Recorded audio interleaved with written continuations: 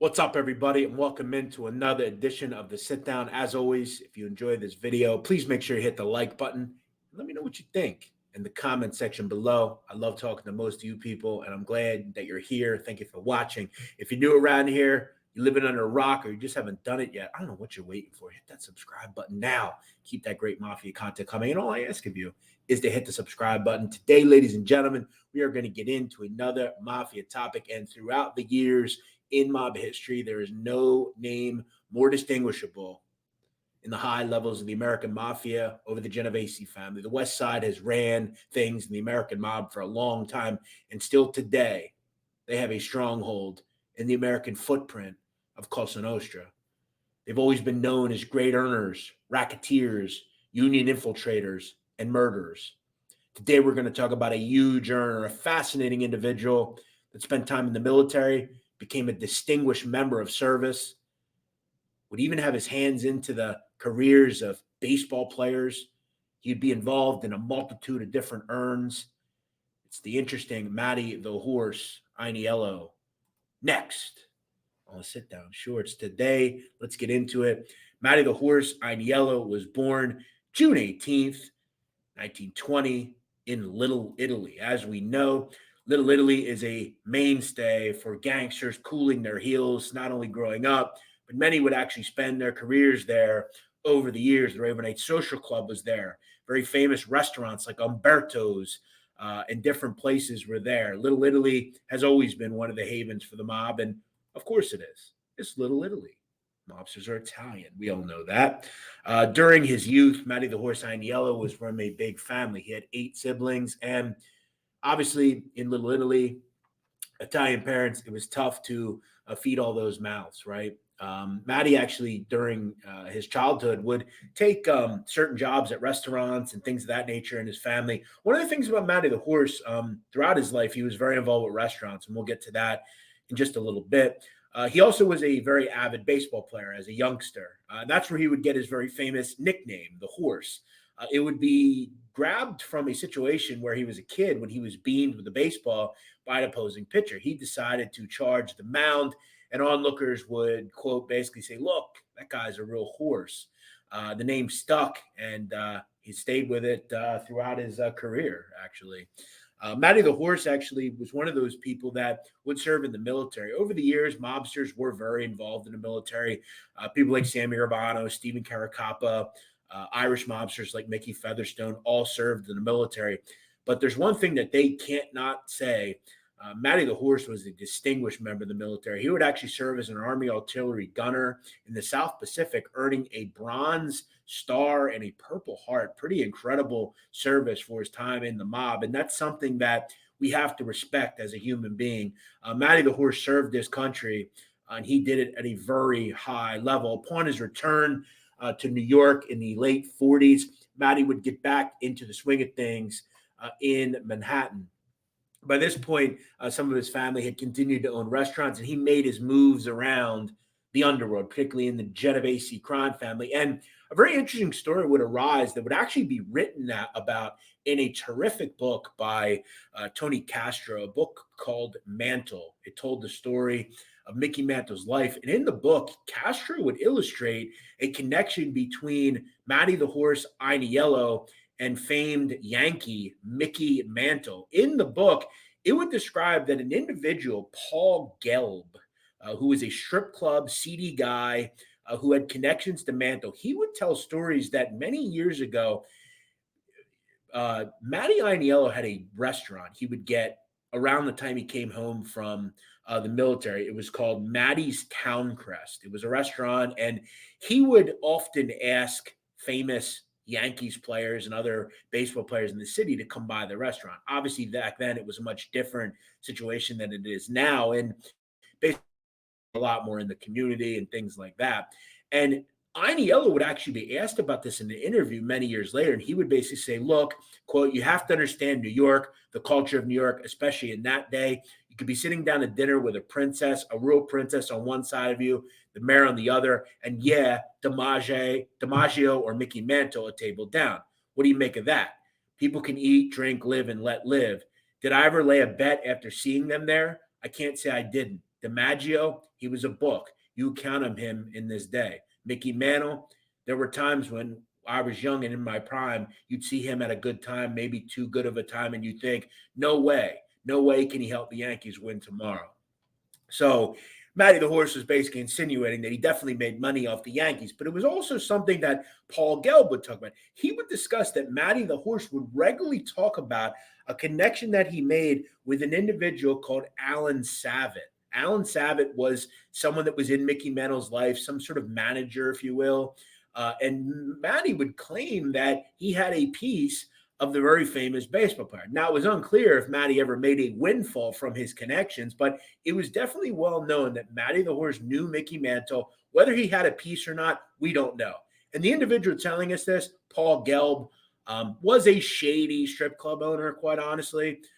So the truth of the matter was, we don't know how believable he was, but there was definitely a connection that Matty had with Mickey Mantle and other baseball players. Now, was it just random? We kind of liken it to the relationship that Philadelphia mobster Joey Molina was said to have had with Eric Lindros. It may have just been the fact that they knew each other. That's not out of the question. Do I think Matty the Horse had a piece of Mickey Mantle? Honestly, I do. It wouldn't surprise me at all. Matty was always very well known to make a lot of money, so we'll never quite know. But fascinating story nonetheless. In the late 50s, as we know, in the Genovese crime family, Vito Genovese would take control of the namesake family as Lucky Luciano kind of faded away in Italy.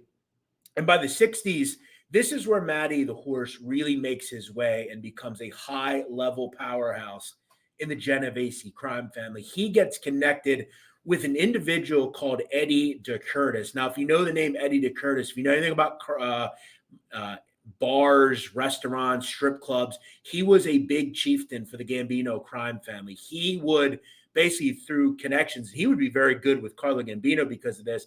He would get connected with Ianniello, and they would take control of various bars like this one, the Stonewall, and other gay strip clubs around New York City. One thing about Matty the Horse, he was getting very involved in the shady world of Times Square, sex shops, adult shops, and gay bars and clubs. Gay bars and clubs were huge in the 60s. Remember, it was different in those times as opposed to now. One thing that you could also have with gay clubs, not only did they make a lot of money, but you had influence over powerful people that did not want you to know their secret. It was a place where they could go and feel comfortable being who they were. And at the end of the day, in your back pocket, you always had that extortion possibility if you wanted it. They would own other bars, including a transvestite hangout called the Gilded Grape and another gay club called Haymarket. So Eddie De Curtis and Matty Ianniello were making a lot of money in the adult underworld business. And this would lead, as we know, into the 70s when Manhattan, as far as Times Square, was a wild place. We've talked about this in other videos, and there were different liaisons for different families. Obviously, in the Bonanos, it was Michael Zaffarano, who we did a video on. For the Gambinos, it was De Curtis. It was people like Robert D.B. DiBernardo. In the Genovese crime family, the chieftain member in Times Square, the guy that owned most of the places alongside those other individuals, was Matty the Horse Ianniello. He was particularly a powerhouse in Manhattan. And if you've ever seen the show The Deuce, this individual, Gary Pastore, would actually play Matty the Horse Ianniello in that show. He was portrayed in that show because of his power in Times Square during the 70s. What this would ultimately lead to was Matty the Horse becoming a very rich man and a very capable earner. And he would become connected with the chieftain of the family, Vincent Gigante. And Gigante loved him because what was he doing? Kicking up big envelopes full of cash to the big time boss. And by this point, Vinny Gigante is making his move to the upper echelons of the mafia as well, because Genovese goes to prison. He would basically assume control in the late, in the 70s and 80s. Even before that, though, as we know, because there were front bosses and all sorts of things. Vincent Gigante had control of this family for a long time. In the late 70s, not only was Vincent Gigante making a lot of money in Times Square, but he was also making a lot of money in unions. He had his hands very much in the Teamsters, local bus unions, and this would be one of the places he would make a lot of money. Matty Ianniello was basically extorting the bus unions, every bus contract, city buses, school buses, there was all sorts of money to be made in that union. And Matty was very adept at doing that as well. Ultimately, he would take over the crew of Vincent Jimmy Blue Eyes Allo, who would retire, and Matty the Horse would take over that crew. He would move operations to Little Italy, and some of the people that were under him were evidently quite powerful down the road. If you know anything about Little Jimmy Ida, he would ultimately become the consigliere of the Genovese crime family. He would actually come up in Matty the Horse Ianniello's crew. Also, Ciro Perone, if you know anything about Ciro Perone, he was one of Matty's chief people. He was a very powerful individual in Queens. So, Matty the Horse is becoming a major powerhouse in the Genovese crime family. In 1972, though, would be the big night for Matty Ianniello. We talked on our podcast about Joey Gallo and what would happen. We know, obviously, Umberto's Clam House is where he would die. But I want to tell you a little bit of background about Umberto's. Umberto's was owned by the brother of Matty the Horse, Bobby. And it was said that the seed capital for the restaurant actually came from Matty the Horse Ianniello. He was putting his brother in control of things. He wanted to take care of his family. And as we know, like I said, Matty once owned the restaurant. His family had other restaurants. And Umberto's would end up being, obviously, a very famous restaurant.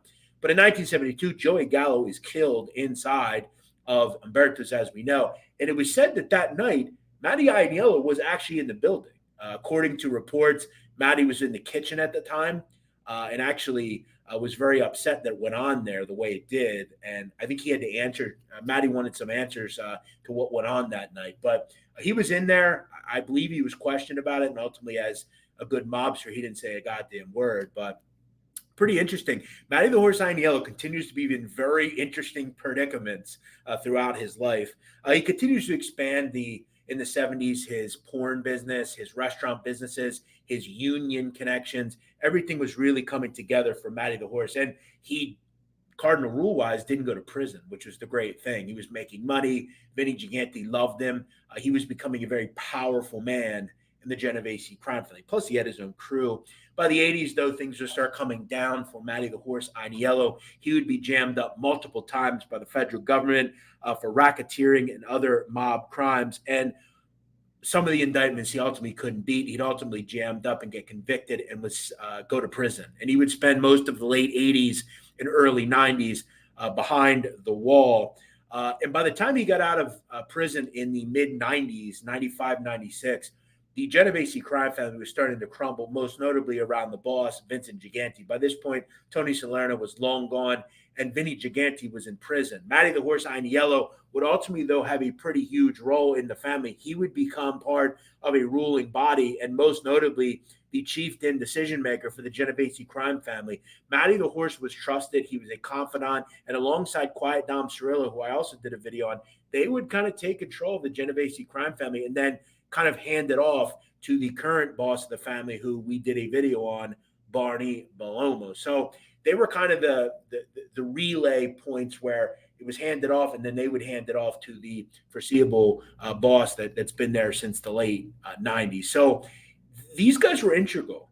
And Matty, again, was still continuing to earn. Now, obviously, he went to prison and he couldn't earn there, but things were still going on. And once he got out, he went right back to the streets. And by this point, he is a high up in the family. He is making executive decisions on behalf of the mafia.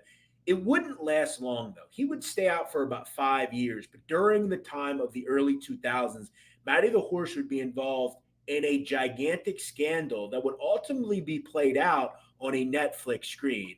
The end would not be easy for Matty the Horse Ianniello. One of the businesses Matty would also be very involved in were unions. As I mentioned, the bus drivers union, Teamsters. He was also very involved with construction, particularly gravel and things of that nature. He also had a big hand in garbage pickup. And in the early 2000s, Matty the Horse Ianniello would start shaking down garbage companies, particularly up in Connecticut. And he would become in contact with this individual, James Jimmy Galante. Galante was the owner of a huge waste hauling company, which controlled basically 80% of Connecticut's garbage pickup. Matty the Horse would go into his office and basically tell him, look, you're going to pay me, you're going to kick up to me. It's that simple. Now, in turn, you're going to get my protection behind you. So you can basically corner the market. and they have to answer to me if they have a fucking problem with it. So he started strong arming garbage companies, and they would make a lot of money. It was said that between 2001 and 2005, Jimmy Galante would actually kick up over $800,000 to Matty the Horse Ianniello. Now, ultimately, the feds are going to take notice of that. You start strong arming garbage companies, and they're going to take notice of it. And that's exactly what would happen. In 2005, Matty the Horse Ianniello would be indicted for racketeering and multiple counts of extortion involving the Jimmy Galante kick-ups. Now, Jimmy Galante would also be arrested, and we have to give him some respect. He never rolled. He ended up doing his prison time like a man. And you can actually hear more about his story in a very famous Netflix documentary there alongside his son, AJ Galante. He would ultimately buy AJ a hockey team up in the state of Connecticut, and that would be portrayed in the show Untold Crimes on Netflix. It's a very interesting story. And the interesting thing about Galante was he was not a mobster. He had connections to a mobster, but he was not. But he would act like he was Tony Soprano. He named his kid AJ. He had that look. He had pictures of mobsters on his wall. He loved being around Matty the Horse Ianniello. But we have to give him some respect. He ultimately did not roll. For Matty the Horse, when the feds arrested him, it was said that he was watching The Godfather at the time of his arrest. And upon going to court, he would also ultimately be convicted of these crimes and get a prison sentence. By that point, he was very old and was in poor health. When asked about his sentence, he would say, "What can I say, right? Nothing." And that's all he said. He knew what was going to go on. He had the writing on the wall, and he was going to spend the last couple of years of his life in prison. Luckily, though, for Matty the Horse Ianniello, he would actually get out of prison in 2009 due to his poor health, and he would pass away in 2012 from prostate cancer.